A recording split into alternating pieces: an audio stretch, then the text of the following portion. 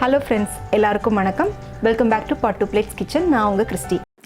Friends, இன்றைக்கி நம்மளோட சேனலில் தீபாவளி ஸ்பெஷலாக ரொம்ப சிம்பிளான ஒரு மட்டன் குழம்பு ரெசிபி தான் பார்க்க போகிறோம். இது வந்து நம்ம தீபாவளி டைமில் காலையில் இட்லி, தோசை, ஆப்பம், இடியாப்பம் இந்த மாதிரி பிரேக்ஃபாஸ்ட் பண்ணும்போது அது கூட சேர்த்து சாப்பிட ரொம்ப அருமையாக இருக்கும். வாங்க இப்போ எப்படி பண்ணுறதுன்னு பார்க்கலாம். இன்றைக்கி வந்து நான் ஒரு 3/4 கிலோ மட்டனில் வந்து உங்களுக்கு குழம்பு பண்ணி காமிக்க போகிறேன். இது வந்து ஒரு 4 பேர் இருக்கிற ஃபேமிலிக்கு வந்து கரெக்டாக இருக்கும். இதில் வந்து 1/2 டீஸ்பூன் சோம்பு, கல்பாசி, ஒரு சின்ன துண்டு பட்டை, 3 கிராம்பு, 3 ஏலக்காய் எடுத்து வச்சுருக்கேன். இதை வந்து இந்த எண்ணெயில் போட்டுடலாம். இப்போ இது கொஞ்சம் வறுபட்டதுக்கப்புறமா இது கூட வெங்காயம் போட்டுக்கோங்க. வெங்காயம் வந்து சின்ன வெங்காயம் ஒரு 150 கிராம் அளவுக்கு சும்மா 2 கட் பண்ணி போட்டுக்கோங்க. கூடவே கொஞ்சமாக கருவேப்பிலையும் சேர்த்து போட்டு வதக்கிக்கோங்க. வெங்காயம் வந்து ஓரளவுக்கு கொஞ்சம் நல்லா கண்ணாடி பக்குவத்துக்கு வதங்கி வந்ததுக்கப்புறமா இது கூட வந்து ஒரு 2 டீஸ்பூன் அளவுக்கு இஞ்சி பூண்டு விழுது சேர்த்துட்டு அதோட பச்சை வாசனை போகிற வரை கொஞ்சம் நல்லா வதக்கி விட்டுக்கோங்க. இப்போ பார்த்திங்கன்னா இஞ்சி பூண்டு வெங்காயம் எல்லாம் நல்லா வதங்கிருச்சு. இப்போ இது கூட வந்து நம்ம மட்டன் சேர்த்துக்கலாம். மட்டன் வந்து 3/4 கிலோ கழுவி எடுத்து வச்சுருந்தேன், அதை வந்து போட்டாச்சு. கூடவே நம்ம வந்து குழம்புக்கு தேவையான அளவுக்கு உப்பு போட்டுட்டு ஒரு 1/4 டீஸ்பூன் போல் மஞ்சள் தூளும் சேர்த்து போட்டுக்கோங்க. போட்டு ஒரு 5 நிமிஷத்துக்கு இதை வந்து கொஞ்சம் நல்லா வதக்கி விட்டுருங்க.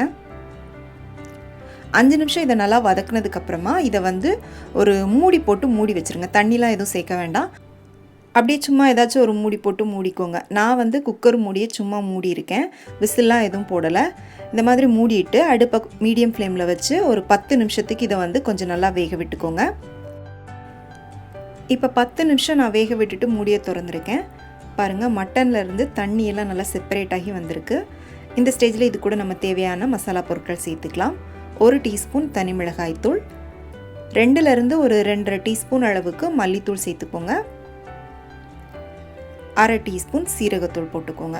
இந்த மாதிரி தனித்தனியாக நம்ம மசாலா பொருட்கள் சேர்க்குறதுக்கு பதிலாக நீங்கள் வந்து வீட்டில் குழம்பு மிளகாய் தூள் அரைச்சி வச்சுருப்பீங்க அப்படின்னா அதிலேருந்து ஒரு 3 டீஸ்பூன் கூட நீங்கள் வந்து சேர்த்துக்கலாம். சேர்த்துட்டு ஒரு 2-3 நிமிஷத்துக்கு கொஞ்சம் நல்லா இதை வதக்கி விட்டுட்டு அதுக்கப்புறமா இது கூட வந்து நம்ம தேவையான அளவுக்கு தண்ணி ஊற்றிக்கலாம். ரொம்ப சிம்பிளாக டிஃபனோடு சேர்த்து சாப்பிட்ற மாதிரி தான் நான் வந்து இந்த குழம்பு வந்து உங்களுக்கு பண்ணி காமிக்கிறேன். அதனால் இதில் வந்து நான் கரம் மசாலாலாம் எதுவுமே சேர்க்கல. உங்களுக்கு வேணும் அப்படின்னா நீங்கள் வந்து ஒரு டீஸ்பூன் மட்டன் மசாலா இருந்துச்சுன்னா அது கூட போட்டுக்கோங்க, அதுவும் நல்லாயிருக்கும். இப்போ வந்து மசாலாலாம் போட்டு நல்லா வதக்கியாச்சு.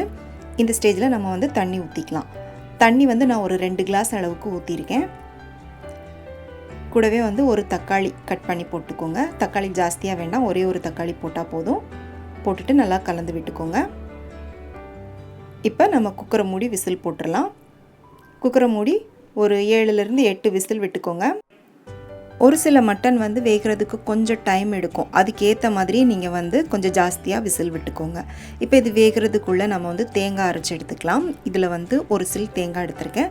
கூடவே ஒரு 5-6 முந்திரி பருப்பு போட்டுக்கோங்க. முந்திரி பருப்பு இல்லைன்னா நீங்கள் வந்து கசகசா கூட போட்டுக்கலாம். போட்டுட்டு தண்ணி சேர்த்து இந்த மாதிரி மையாக அரைச்சி எடுத்து தனியாக வச்சுக்கோங்க. இப்போ வந்து குக்கர் நல்லா விசில் வந்து ப்ரெஷர்லாம் கம்ப்ளீட்டாக அடங்கிருச்சு. இப்போ நம்ம ஓப்பன் பண்ணி பார்க்கலாம். இப்போ மட்டன்லாம் கூட நல்லா வெந்துருச்சு. மட்டன் எடுத்து வந்து நீங்கள் செக் பண்ணி பாருங்கள், அது வந்து நல்லா சாஃப்டாக வெந்திருக்கா வேகலையா அப்படின்னு. வேகலை அப்படின்னா என்ன பண்ணுங்கள், குக்கரை மூடி கூட 2 விசில் கூட விட்டுக்கோங்க. இப்போ இது வந்து நல்லா வெந்துருச்சு.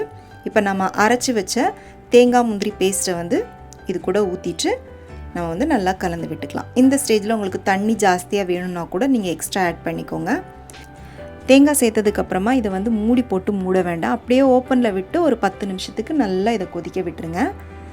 இப்போ பாருங்கள், மணக்க மணக்க நம்மளோட ரொம்ப சிம்பிளான டிஃபன் மட்டன் குழம்பு சூப்பராக ரெடி ஆயிருச்சு.